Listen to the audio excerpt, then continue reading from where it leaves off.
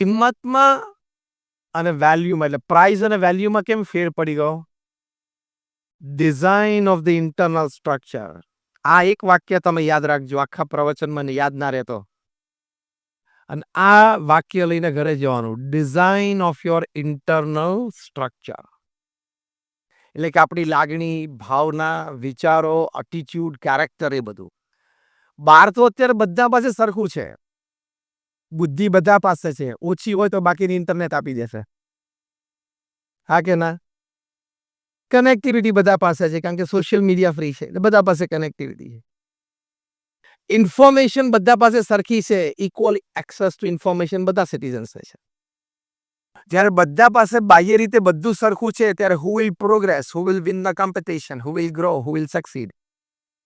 તો the person who has a better internal design. હવે અહીંથી આપણે આ થિંક ડિફરન્ટ કે મારે બહાર તો ઘણું બધું કર્યું, મારે અંદરની ડિઝાઇન એ મારે વધારે સારી અને મજબૂત કરવાની છે. એમાં પહેલો વિચાર એ છે, મારામાં સુધારો જરૂરી અને શક્ય છે. આ વાત કેટલા જણા માનો છો? મારામાં સુધારો જરૂરી અને શક્ય છે. મારી સાથે એક એક શબ્દ બોલજો એટલે વધારે દ્રઢ થશે. મારામાં સુધારો જરૂરી અને શક્ય છે. આખી દુનિયા એમ માને છે કે સુધરવાનું મારા પાર્ટનરે છે, મારે નહીં. સુધારવાનું મારા લાઈફ પાર્ટનર સ્પાઉસ છે, એને બોલવાની આદત ખરાબ, બાકી હું તો બરોબર. સુધરવાનું મારા પપ્પા ને મારા મમ્મીએ છે, મારે નહીં. સુધરવાનું મારા હસબન્ડ કે પેલા સ્પાઉસને, ટૂંકમાં સ્પાઉસને છે. ટૂંકમાં ગામે સુધરવાનું છે, મારે તો હું તો બરોબર જ છું. આ વાત અમારા ગુણાતીયાન સ્વામીએ 200 વર્ષ પહેલા મારા આદિગુરુએ લખ્યું છે કે બધા એમ જ માને છે કે હું કહું એમ જો બધા કરે ને ઘરમાં કે ઓફિસમાં તો બધા સુખી થાય એમ છે. પણ હવે બધાને એ જ વિચાર છે. પ્રોબ્લેમ ક્યાં છે? Same talking something very practical. હા, બધાને એમ છે કે જો અમને કહે ને કે સ્વામી ઘરમાં તકલીફ છે, આ છે તે છે, થોડો ઝઘડો છે, બીજું ત્રીજું, પણ હું કહું એમ જો બધા માની જાય ને એકવાર, બધાને જો આ શબ્દો બધાના છે, I am talking your words not mine. Am I right or wrong? ઓફિસમાં અમારે નિર્ણય બાબતે, પ્રોજેક્ટ બાબતે ઘણા મતભેદ છે, પણ એકવાર જો આ લોકો સમજીને મારામાં વિશ્વાસ મૂકીને હું કહું કરે ને, પણ હવે આ વાત બધા પાસે છે ને, બધા પાર્ટનર પાસે છે, તો શું કરશું? એટલે start with yourself. Stephen કોવીએ મેનેજમેન્ટનું પુસ્તક લખ્યું છે, 7 Habits of Highly Effective People. એ દુનિયાના 3000 સફળ વ્યક્તિઓને મળ્યા, 3000 નિષ્ફળ વ્યક્તિઓને મળ્યા. સફળ એટલે ખાલી બિઝનેસમાં સફળ નહીં. He is successful as a businessman, he is successful as a husband or a wife.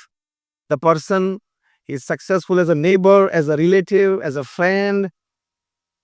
બધી રીતે સક્સેસફુલ હોય. Some people are very successful in office and extreme failure back home. ત્યાં ધંધો 50નો 5નો 10 કરોડ પહોંચાડી દીધો હોય, 5નો 50 કરોડ પહોંચાડી, ઘરે ડિવોર્સ લઈને બેઠો હોય.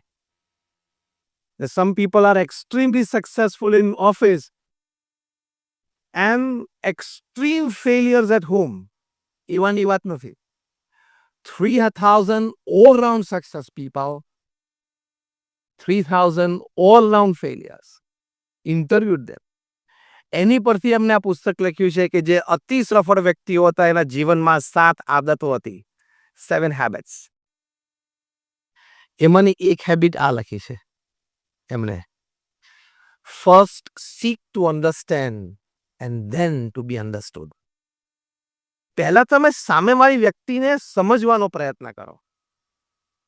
એ અભિપ્રાય કેમ વ્યક્ત કરે છે, એની પાછળનો એનો મોટિવ શું છે, પછી એ વ્યક્તિ તમને સમજે એવી અપેક્ષા રાખો. ચર્ચા થતી અંદર હાથ પછડે, તું પહેલા મને સાંભળ.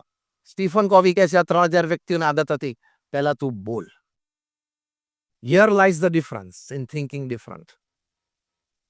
આપણે આપણો મુદ્દો હોય તો શું કે તું પહેલા મને સાંભળ, તું તારી માથાકૂટ મૂકી દે, હું કહું એમ કર. આપણો એટીટ્યુડ આ છે.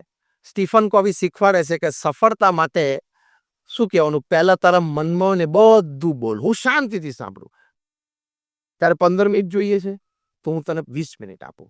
તારે અડધો કલાક જોઈએ છે બોલવા માટે, હું તને પોણો કલાક આપું. હું શાંતિથી બેઠો, હું એક શબ્દ વચ્ચે નહીં બોલું. મારે તને શાંતિથી સાંભળવો છે.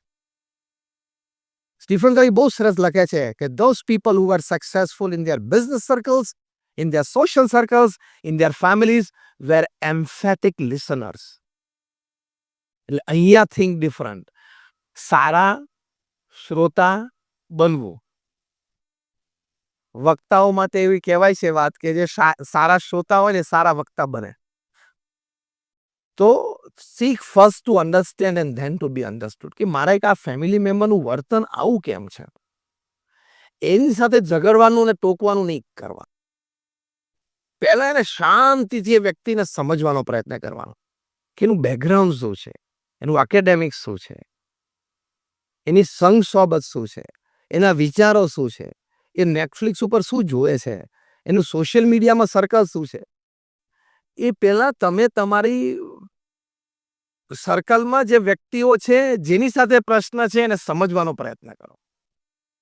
તો તમે જુદા બનશો, એ વ્યક્તિને જીતી શકશો અને સાથે રહીને કામ કરી શકશો, અને એ તમારી જીવનની મોટી સફળતા. You succeed in a different way. Stephen કોવીએ 7 હેબિટ્સ લખી પછી એમને થયું કે હજી એક આઈટમ રહી ગઈ, ટોપ. એટલે એમને આખું સ્પેશિયલ એક જ આઈટમ માટે ધ 8th હેબિટ પાછું પુસ્તક લખ્યું. એટલું જાડું પુસ્તકમાં 7 હેબિટ્સ ઉમેરી હતી, એટલા જ વોલ્યુમમાં 8th હેબિટ ઉમેરી. 2006 અહીંયા મુંબઈમાં સ્ટીફન કોવી જાતે આવેલા આ બુકના પ્રમોશન માટે. ઇન્ડિયામાં 4 મોટા સિટીઝમાં, મુંબઈ, બેંગલુરુ, દિલ્હી અને કોલકાતામાં એમની આ સેમિનાર હતા. મુંબઈમાં ઓબેરોયમાં હતા. 700ની સિટિંગ કેપેસિટી હતી. 24 કલાક પહેલા ઈ ટિકિટ ખુલી. એ વખતે 2006માં આખા દિવસનો સેમિનાર એટેન્ડ કરવો હોય સ્ટીફન કોવીનો તો 23,000 રૂપિયા ડેલિગેટ ફી હતી 2006માં. 24 કલાક પહેલા એ ટિકિટ ખુલી, 86 સેકન્ડમાં 700 ટિકિટ વેચી ગયેલી. 86 સેકન્ડ્સ. કારણ કે નામ હતું સ્ટીફન કોવી. એટલે ઓલ ઓવર ઇન્ડિયાથી પુલ થઈ ગઈ હતી tickets, e tickets. 23,000 rupees per delegate, only 700 seats. Open થઈ 24 કલાક પહેલા જ. એટલે તમે કલકત્તાથી કે બેંગ્લોરથી ગમે તે ટિકિટ તમે ગ્વાલિયરથી કે ઇન્દોરથી લીધી તો ઇન 24 કલાક પછી તમને ટિકિટ મળી ગઈ એટલે તમારે મુંબઈ ફ્લાઇટ ઓન થવાનો. You reach. હવે એમાં એ 6 કલાકના સેમિનારમાં સ્ટીફન કોવી તો 5-6 વખત સ્ટેજ ઉપર ખાલી અપિયર થયા. કોઈક વખત 5 મિનિટ માટે અને મેક્સિમમ 15 મિનિટ માટે. બાકી એમના મેનેજર્સથી, ટ્રેનર્સથી અને વિડીયોઝથી શોઝ ચાલતા હતા. એમાં એક વાક્ય વારે વારે બોલતા હતા. આનું પુસ્તક વિશ્વ પ્રસિદ્ધ છે, ધ 8th હેબિટ. એ વાક્ય વારે વારે બોલતા હતા, જે બીજા દિવસે ડીએનએ ન્યૂઝપેપરમાં આર્ટિકલ રૂપે આવ્યું કે if you not attended yesterday Stephen Covey's seminar, you read this article. અને આર્ટિકલમાં પણ લખેલું કે કદાચ તમે આખો આર્ટિકલ ના વાંચો તો બોક્સ આઇટમ વાંચી લેજો. ન્યૂઝપેપર હોય ને, બોક્સ આઇટમ હોય, એમાં એ વાક્ય જે વારે વારે બોલતા હતા એ વાક્ય વર્ડ ટુ વર્ડ અને લેટર ટુ લેટર લખેલું. એમાં લખેલું, don't expect others to change. First change yourself, others will follow.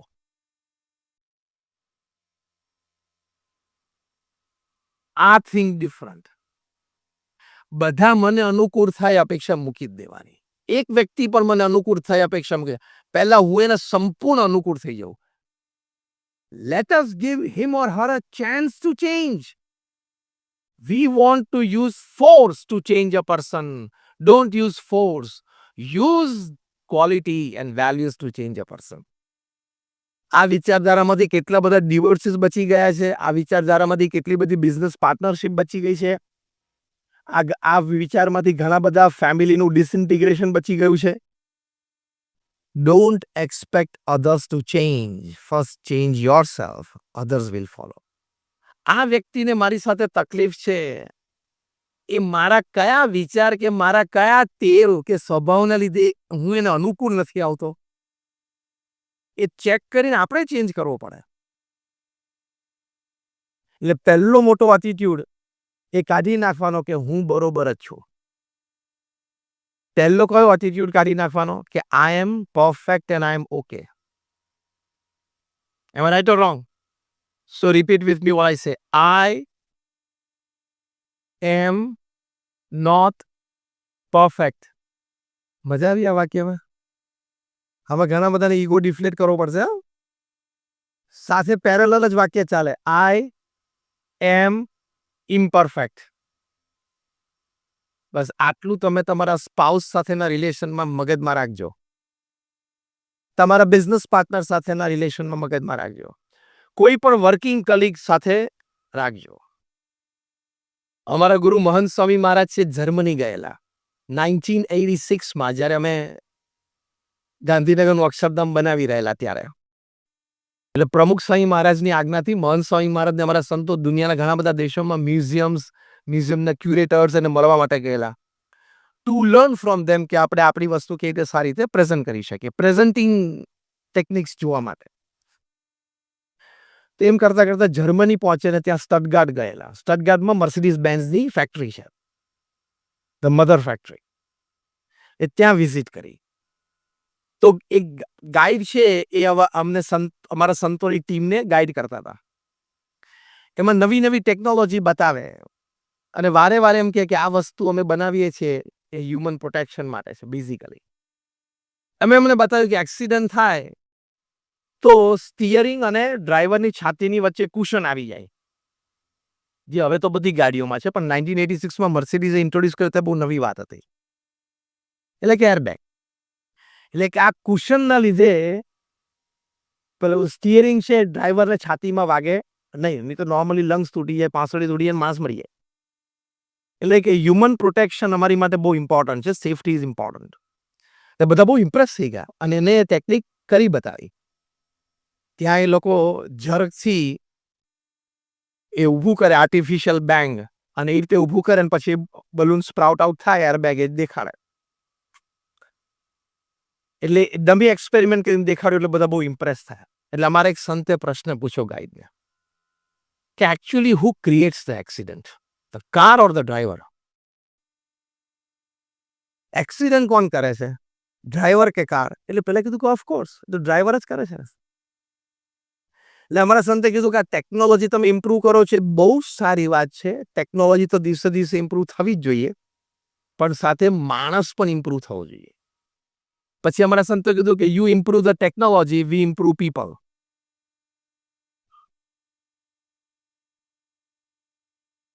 એટલે ગમે તેટલી, my point number 2 in thinking different is, ગમે તેટલી સારી ટેકનોલોજી માણસના હાથમાં આવશે, પણ જ્યાં સુધી માણસ સુધરેલો નહીં હોય ને ત્યાં સુધી ટેકનોલોજીનો ખોટો ઉપયોગ થશે જ. એઆઈનો થવા માંડ્યો, ડોક્ટર વિડીયો બનવા માંડી, અને બહુ મોટા એક કેબિનેટ મિનિસ્ટરની બની 2 દિવસ 3 દિવસમાં. ડોક્ટર વિડીયો છે, ફેક, ડીપ ફેક. ખબર પડી જાય પણ એક વખત કલાક 2-4 કલાક માટે તો એ ધમાલ મચાવી જ દે. પછી 4-5 કલાક એ બધી ક્લેરિટી ફરવા માંડે સોશિયલ મીડિયામાં, ગવર્મેન્ટ તરફથી, વોટએવર. પણ ડીપ ફેક જો, એટલે ટેકનોલોજી સારામાં સારી વસ્તુ છે, પણ માણસની બુદ્ધિમાં સંસ્કાર નહીં હોય ને તો ટેકનોલોજીનો દુરુપયોગ થશે જ. અત્યારે આપણે ડર એ જ છે કે ન્યુક્લિયર વેપન્સ અથવા તો ડર્ટી વેપન્સ ટેરરિસ્ટના હાથમાં ક્યાંય ન આવી જાય. બહુ જ મોટું જોખમ છે. એટલે થિંક ડિફરન્ટમાં આપણે આ વાત છે કે I need a change, I can change positively, and I can change for the betterment of my own life. એટલે આપણે પહેલો મુદ્દો શું સમજતા હતા? મારામાં સુધારો જરૂરી છે અને શક્ય છે. હવે સુધારાથી કેટલો ફેર પડે છે. એક બહુ સરસ પુસ્તક મેં કોરોના ટાઈમ્સમાં વાંચ્યું, એવરી મેન્સ મિશન. એક લેડી ઓથર છે, રેબેકા બિયર્ડ, એને લખ્યું છે. એ પોતે સાયકેટ્રિસ્ટ છે, એ પોતે એ લેડી સોશિયલ કાઉન્સેલિંગ કરે છે. એમણે પોતાના જ અનુભવ એક લખ્યો છે આ પુસ્તકમાં કે કોઈ 45-50 વર્ષની એક લેડી મારી પાસે કાઉન્સેલિંગમાં આવી. રેબેકા બિયર્ડ લખે છે કે after my talk, after the seminar, the lady from the audience, she approached me and she said કે I want to meet you personally. એટલે રેબેકા બિયર્ડે કીધું કાલે સવારે તમે 10 વાગે ઓફિસમાં આવો. અપોઇન્ટમેન્ટ આપી હતી. બીજે 10 વાગે આ લેડી અમને મળવા માટે ગયા. આ લેડીએ રેબેકા બીયરને કહ્યું કે મને છે ને ઘર કરતાં ઓફિસમાં વધારે મજા આવે છે. એટલે અમને પૂછ્યું કેમ? એટલે બધી એમણે વાત કરી કે ઘરે મને મારું કન્સિડરેશન બરોબર નથી. હું ઘરમાં મેઇન બ્રેડ વિનર છું, તો મને જોઈએ એવું રિસ્પેક્ટ નથી મળતું. મારો એટીટ્યુડ અમુક સચવાતો નથી. બધા મને બધાની સાથે જેવા જ ગણે છે. ઓફિસમાં હું સીઈઓ છું, એટલે કમાન્ડિંગ પોઝિશનમાં છું. હું કહું એ થાય, મને લોકો રિસ્પેક્ટ આપે, સામેથી ગુડ મોર્નિંગ કહે. એટલે ઘર કરતાં ઓફિસમાં વધારે મજા આવે છે. ઘણાને આવું હોય છે. એના જુદા જુદા કારણો હોય, પણ ઘર કરતાં ઓફિસમાં વધારે મજા આવે. અને વાઇસે વર્સા હોય છે. આપણે ઘરેથી સવારે 9 વાગે નીકળીએ એટલે પાછળ ઘરે બધા બહુ રાજી થાય. ખાઈશ 6 વાગ્યા સુધી ચિંતા નહીં આવે. 9 વાગે ઘરેથી નીકળે એટલે ઘરમાં બધા રાજી કે હવે સાંજે 6 વાગ્યા સુધી એક્ઝેક્ટ શબ્દ બોલો, શાંતિ. પાછી એ તો સારો શબ્દ એટલે શું કે 6 વાગ્યા સુધી માથાકૂટ.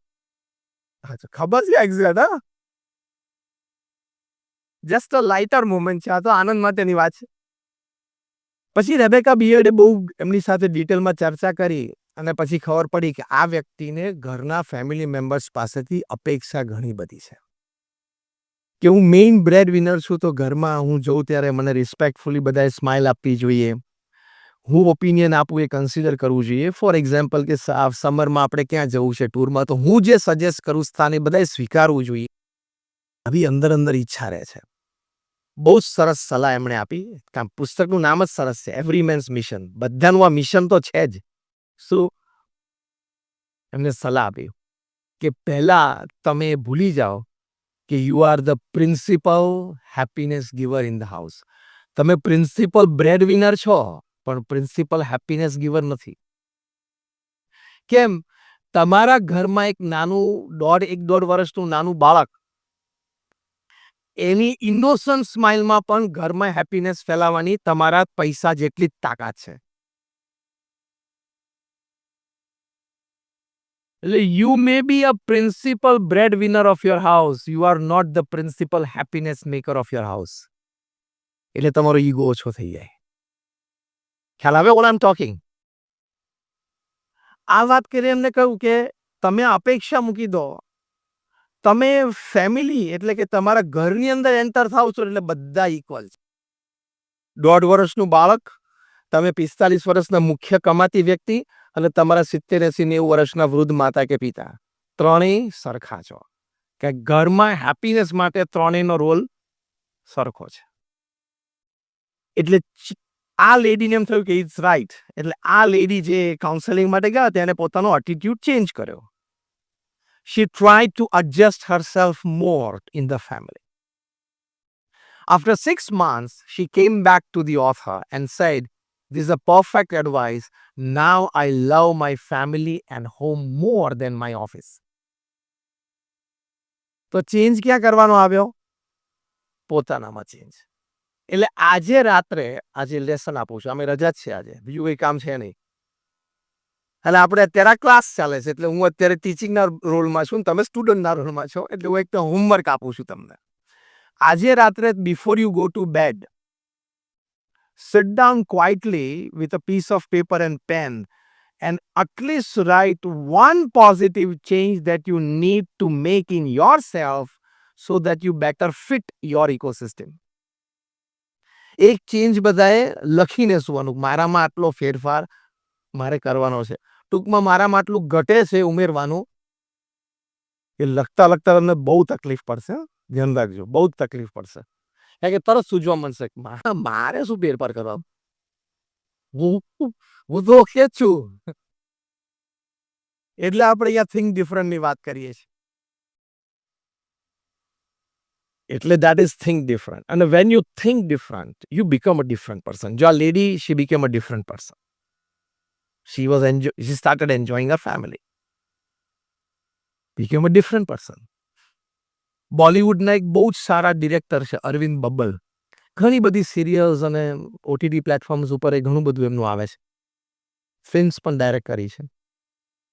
2016માં અમારા બીએપીએસના સંતો એમને મળ્યા અને અમારે એક વ્યસન મુક્તિ ઉપર ફિલ્મ બનાવી હતી. 2016માં સુરતમાં પ્રમુખ સ્વામી મહારાજનો 10 દિવસનો જન્મજયંતિ મહોત્સવ હતો. એ નિમિત્તે એક પેવેલિયન અમારે પાર્ટ ઓફ તોય પ્રેમથી કામ કરે છે, મૂડથી કામ કરે છે. સવારના પોરમાં 8-9 વાગ્યામાં ઓફિસનો મૂડ આવી જાય, સરસ કામ કરે સાંજે 6 વાગ્યા સુધી. સાંજે પરિવાર સાથે જાય, સાથે રમે કરે, બેસે ઉઠે, જમે કરે, આનંદ કરે. કોઈ સારો ટીવી પ્રોગ્રામ ભેગા બેસીને જીવે, રાત્રે બેસીને વાતો કરે, ફર્સ્ટ ક્લાસ જીવન જીવે છે. એટલે મૂર્ખામીપણું ના કરવું. ભગવાને આપણને સરસ શરીર આપ્યું છે, સરસ પરિવાર આપ્યો છે, 5-15 માણસો સમાજમાં આપણને પૂછે છે, એની સાથે આપણે મિત્રતા છે, એવો સારો એક વર્તુળ આપણને સમાજમાં આપ્યું છે. ભગવાને આપણને બધાને ઓછી વધતી બુદ્ધિ આપી છે, નાનો મોટો વહીવટ વ્યવહાર ધંધો કરીએ છીએ. કોઈ તમારામાં બેઠા છે, બધી ઘણા નાની મોટી સમાજ સેવામાં જોડાય છે. તો આ બધું કેટલું સારું થાય છે આપણા દ્વારા પૃથ્વી ઉપર, અને એને હોડમાં થોડું મૂકી દેવાય. માટે પ્રમુખ સ્વામી મહારાજે બીજો મુદ્દો આ સમજાવ્યો કે સત્શાસ્ત્રો પ્રમાણે પવિત્ર જીવન જીવવું, અને સાથે સાથે આ સાકાર પણ રાખવું. માંસાહાર કરવાનો આપણને કોઈ અધિકાર જ નથી. દયાની દ્રષ્ટિએ, પ્રેમની દ્રષ્ટિએ હું વાત કરું છું. દયા અને પ્રેમની દ્રષ્ટિએ આપણે આખા એનિમલ કિંગડમમાં સૌથી ટોચ ઉપર છીએ. તો બધા જ પશુ પંખી આપણી નીચે છે, કારણ કે આપણા જેટલી બુદ્ધિમત્તા, આવડત, હોશિયારી કોઈ નામ નથી. તેવા નાના અસ્તિત્વ પ્રત્યે આપણને દયા હોવી જોઈએ, પ્રેમ હોવો જોઈએ. એ થોડે મારી નખાય. અને તમે એમ કહો હું નથી મારતો, હું તો તૈયાર બજારમાંથી લાવું છું, તો તમે ખાવ છો એટલે તમે પણ પાપમાં હિસ્સેદાર તો છો જ. You are a party to the crime. લોમાં કહે છે ને, પાર્ટી ટુ ધ ક્રાઇમ. તમે ડાયરેક્ટ ઇન્વોલ્વ ના હો, પણ ઇનડાયરેક્ટ ઇન્વોલ્વમેન્ટ છે જ. એટલે પાપના ચોપડે તો લખાય જ છે. અને આપણામાં મનુષ્ય તરીકે એટલો તો ધર્મ હોવો જોઈએ ને કે કોઈને મારીને મને જીવવાનો કોઈ અધિકાર નથી. અને તમે મરઘીની બાજુથી એનું નાનું બચ્ચું ચિકન ઉપાડે છે, એને ખબર પડી જાય છે કે હવે આ મારવા માટે લઈ જાય છે. બોલી ના શકે, ચીસાચીસ કરે થોડી, પણ એ હાય તમને લાગે છે. અને હાયનું પરિણામ ગમે તે રીતે આવે. કાં તો તમારા પરિવારમાં કોઈ એક સભ્ય બહુ જ બીમાર રહેતો હોય, તમને કેવા બીમાર રહે છે, પણ એ કોઈ પશુ પંખીની પણ હાય લાગી હોય. આ બધી વાતો અત્યારે વિજ્ઞાન માનવા તૈયાર નથી, પણ આજે નહીં તો કાલે, અરે કાલે તો પરમ દિવસે માનવું જ પડશે. અને સાબિત થશે, આ પણ સાબિત થશે. વિજ્ઞાન એટલું તો સાબિત કર્યું કે પશુ કે પંખીને જ્યારે મારતા હોય એને ખબર પડી જાય કે હવે મને મારશે, મારું મોત નજીક આવી ગયું. એને જે ગભરામણ થાય છે ને, એના લીધે ઘણા બધા ટોક્સિક પદાર્થો એના શરીરમાં પેદા થઈ જાય છે, અને એ સીધા માંસમાં તમારા શરીરમાં ઘૂસે. એટલે માંસાહારી વ્યક્તિનું સ્વાસ્થ્ય શાકાહારી વ્યક્તિ કરતા લથડેલું હોય અથવા તો ઓછું સારું હોય, એ તમને વ્યાપક પ્રમાણમાં જોવા મળશે. આના વિશે તો ઘણી બધી વાતો છે, પણ મુખ્ય વાત આટલી જ સમજવાની. તર્કની દ્રષ્ટિએ ઘણી વાતો છે, વિજ્ઞાનની દ્રષ્ટિએ ઘણી વાતો છે. એક વિષય જુદો છે, અત્યારે આપણે વાત નથી કરતા, પણ આટલું રાખવાનું, આટલું સમજજો કે મનુષ્ય તરીકે એટલે કે સર્વશ્રેષ્ઠ અસ્તિત્વ આપણે પૃથ્વી પર છીએ. તો બાકીના બધા જીવિત પદાર્થ, જીવિત પશુ પંખી પ્રત્યે આપણને દયા અને પ્રેમનો ભાવ હોવો જ જોઈએ. અહિંસા એ મોટો ધર્મ છે, એ આપણે શાસ્ત્રોમાં લખેલું છે, ભગવાન સ્વામિનારાયણે શિક્ષાપત્રીમાં લખ્યું છે. અને એટલી ખાનદાની હોવી જોઈએ કે હું કોઈને મારું નહીં. એમ કોઈને બચાવી શકું તો બચાવું, બાકી કોઈને મારું તો નહીં. તો આ સત્શાસ્ત્રો પ્રમાણે આપણે થોડું પવિત્ર જીવન જીવ્યા. અને ત્રીજું પવિત્ર જીવનમાં આપણે ચારિત્રની વાત, કે ચારિત્ર પણ આપણું પવિત્ર હોવું જોઈએ. અને બધું જ જાય છે આ સોશિયલ મીડિયામાંથી. આ પૃથ્વી પર અત્યારે એવું થઈ ગયું છે કે જો રાત્રે 9, 9:30, 10 પછી તમારા હાથમાંથી મોબાઈલ લઈ ગયા ને તો અડધી પૃથ્વી ગાંડી થઈ જાય એવી છે. રાત્રે 9 વાગે એમ કીધું ફોન આપી દે, કાલ સવાર આપીશ. તો રાત્રે 9 થી 12 પછી કરવું શું? નથી કોઈ સુવાંચનની ટેવ પાડી, નથી કોઈ સારું પુસ્તક હાથમાં લેવું, નથી કોઈ માળા લઈને 5 માળા નામ સ્મરણ કરવું. એવી તો વૃત્તિ જ નથી. રાત્રે 9 વાગ્યા પછી આપણી સામે સ્ક્રીન ના હોય ને તો શું કરવું એવો પ્રશ્ન છે. એવા આપણે ભોપા જેવા થઈ ગયા છે, બોલો. કોઈ વિચાર જ નહીં જીવનનો. અને રાત્રે 11:30, 12 વાગ્યા સુધી, 12:30 વાગ્યા સુધી ફોન ચાલુ રાખે, સ્ક્રીન ચાલુ રાખે, નેટ ચાલુ રાખે. તારે કામ શું છે અહીંયા? તારા ગામમાં અડધા ગામમાંથી લાઈટ નથી, શું મોટો વહીવટ વ્યવહાર છે તારે? એટલે કે આમ જો ને, લાઈટ નથી એટલે લાઈટ હોય પણ એમ કે અંધારું થઈ ગયું છે બધું, આખું ગામ સુઈ ગયું છે. તારે શું રાતે 12 વાગ્યા સુધી વહીવટ હોય છે? જાત જાતનું જોયા કરે. આ લાલ બટન ને લીલા બટન તો પૃથ્વીનો દાંત વાળી દીધો. ખબર પડી? લાલ બટન એટલે યુટ્યુબ ને લીલું બટન એટલે વોટ્સએપ. આ બંને બટન પાસે તમારી આખી જિંદગીના 80 વર્ષ ખાઈ જવાની તાકાત છે. બધાને અનુભવ છે. લાલ બટન ને એકવાર અડી એટલે બીજી વાર અડધા કલાક થઈ જાય છે નહીં? હમણાં આપણા માનનીય પ્રધાનમંત્રી શ્રી નરેન્દ્રભાઈ મોદી એક પ્રસંગે બહુ સરસ વાત કરી હમણાં થોડા વખત પહેલા જ. એમણે કહ્યું કે એવરેજ ભારતીય 3.5 થી 4.5 કલાક સ્ક્રીન સામે કાઢે છે. એમાં કામનું પણ હોય, ઓફિસ વર્ક થતું હોય, કમ્યુનિકેશન થતું હોય, પણ બીજું બધું પણ ઘણું બધું અનવોન્ટેડ જોવાતું હોય, વ્યવહાર થતો હોય, કમ્યુનિકેશન થતું હોય. પછી માનનીય નરેન્દ્રભાઈએ બહુ સરસ વાત કરી કે એટલો બધો સમય કોક શું કરે છે ને કોણે શું કર્યું એની પાછળ આપણે શું કામ કાઢવાનો. ત્રીજી વાત એમણે સરસ કરી કે ભગવાને આપણને, આ વાત મને બહુ સ્પર્શી ગઈ એટલે મને યાદ રહી ગઈ. માનનીય પ્રધાનમંત્રીજીએ કીધું કે આ ત્રીજી વાત કરી આ મુદ્દામાં કે ભગવાને આપણને દરેકને એક સ્વતંત્ર વ્યક્તિત્વ અને સ્વતંત્ર અસ્તિત્વ આપેલું છે. એ વ્યક્તિત્વને, એ અસ્તિત્વને કેળવવા માટે આપણે પ્રયત્ન કરવો જોઈએ, જેથી આપણે પણ સુખી અને સમૃદ્ધ થઈએ અને આસપાસ પણ સુખ અને સમૃદ્ધિ આપણે આપી શકીએ. એની માટે પ્રયત્ન હોવો જોઈએ. આખો દિવસ શું સોશિયલ મીડિયા પકડીને બેસવાનો અને અનનોન વ્યક્તિઓ સાથે ચેટિંગ કરવાની. મૂર્ખના જામ છો. સામે કોણ વ્યક્તિ છે એની તો ખબર ના હોય. ઘણી વખત જેન્ડરે ખબર નથી હોતી ને. એ તો હમણાં આધાર કાર્ડ લિંક થશે ને એટલે ખબર પડશે. એવો છેલ્લા 4 મહિનાથી કોકને પિંકી સમજીને વાતો કરતો હતો ને એ તો રઘો હતો. એમાં આધાર કાર્ડ લિંક થશે એટલે ખબર પડશે. કોક અને આમાં પાછા લગ્ન થાય. કોક બ્રાઝિલ થયો ને કોક અહીં થયો ને કોક સાઉથ આફ્રિકા થયો. પાછા લગ્ન કરીને પાછા છૂટા પડે ને ઉપાધિ થાય ને ઓહો કેટલી માથાકૂટ. એમાંય તમે જે પરણેલા બેઠા છો અહીંયા, એમણે તો કોઈ દિવસ આ બધી સોશિયલ સાઇટ્સ ઉપર જવાય જ નહીં. ઘરની આજુબાજુ સરસ 2-4 મિત્રો હોય જેને રોજ પ્રત્યક્ષ આપણે ઇન પર્સન મળી શકતા હોય, ફિઝિકલી આમ ઇન પર્સન વાયલો કરી શકતા હોઈએ. આપણે ઓફિસ જગ્યા જ્યાં કામ કરતા ત્યાં 2-4 એવા આપણા મિત્રો જેવા હોય, 2-4 આપણા સગાવેલા હોય. એ બધાને છોડીને જે ક્યારેય મળવાનું નથી, જેનું મોઢું નથી જોવાનું, શું લાંબી લાંબી વાતો કરવાની. અને સોશિયલ નેટવર્કિંગ સાઇટ ઉપર જાઓ એટલે લગ્નેતર સંબંધો બંધાવવાની પૂર્ણ શક્યતાઓ છે. અમેરિકામાં હમણાં 300 ડિવોર્સ લોયર્સની 3 દિવસ સુધી મીટિંગ થઈ. Sorry 700 divorce lawyers. એટલે આ લોયર એટલે વકીલોનું એક જ કામ હતું, શું? છૂટાછેડા કરાવવાના. અને બધા મિલિયનર હતા. એટલે ખબર પડી હું શું બોલ્યો? એટલા બધા છૂટાછેડા બધા કરાવેલા, એટલા બધા અનુભવી હતા.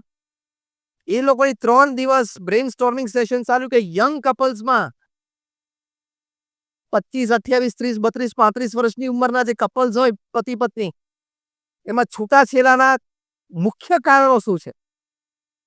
બધાએ પોતપોતાના અભિપ્રાય અને અનુભવ વ્યક્ત કર્યા. એમાં જે પેપર તૈયાર થયું પહેલું કારણ હતું over exposure to social media sites. એટલે આ સોશિયલ નેટવર્કિંગ સાઇટ્સ. વધારે ને આમ લાવો ને સાઇટ ઉપર જઈને કંઈક નવા મિત્રો કરીએ અને નવા સંબંધો બાંધીએ ને. ઘરમાં તો ટાઈમ નથી આપી શકતો અને ત્યાં તારે બ્રાઝિલમાં, સાઉથ આફ્રિકામાં છેડો અડાડવાની શું જરૂર છે? અને પછી એમાંથી શંકા કુશંકાઓ પતિ પત્નીને એકબીજા પ્રત્યે ઊભા થાય. વળી કંઈક કૌભાંડ હોય તોય પકડાય.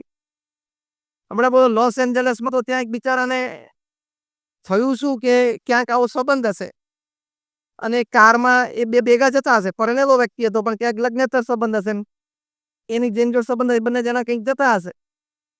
હવે ઓવર સ્પીડિંગમાં હશે એટલે ફોટો પડી ગયો. ફોટો ઘરે આવ્યો. આમાં તો ટેકનોલોજી છે ભાઈ. ઓવર સ્પીડિંગ હતી એમાં ટિકિટ આવે ઘરે, એમાં પેલા બૂથમાંથી ફોટો પડી ગયો, ઘરે કુરિયર આવ્યું અને ઘરે એના પત્નીએ ખોલ્યું તો કે ત્યાં ઓવર સ્પીડિંગમાં ટિકિટનો નંબર પણ એનો વાંધો બાજુમાં કોણ છે? છૂટાછેડા. તરત જ ઇન્સ્ટન્ટ છૂટાછેડા થઈ ગયા. બોલો, આ સીસીટીવી કેમેરા કરાવી નાખ્યા. એટલે ખોટું લાંબુ ચાલતું નથી અને આમાં તમે તમારો પરિવાર ગુમાવી બેસો, તમારું જીવન ગુમાવી બેસો, તમારું વ્યક્તિત્વ ગુમાવી બેસો, ચારિત્ર ગુમાવી બેસો. એટલે કોઈ જગ્યાએ લિમિટ બહાર જવું નહીં. પેલું પીવામાં શું બોલે? લિમિટમાં પીવું છું. એટલે એમાંય કોક દાડો લિમિટ ચૂકી જાય.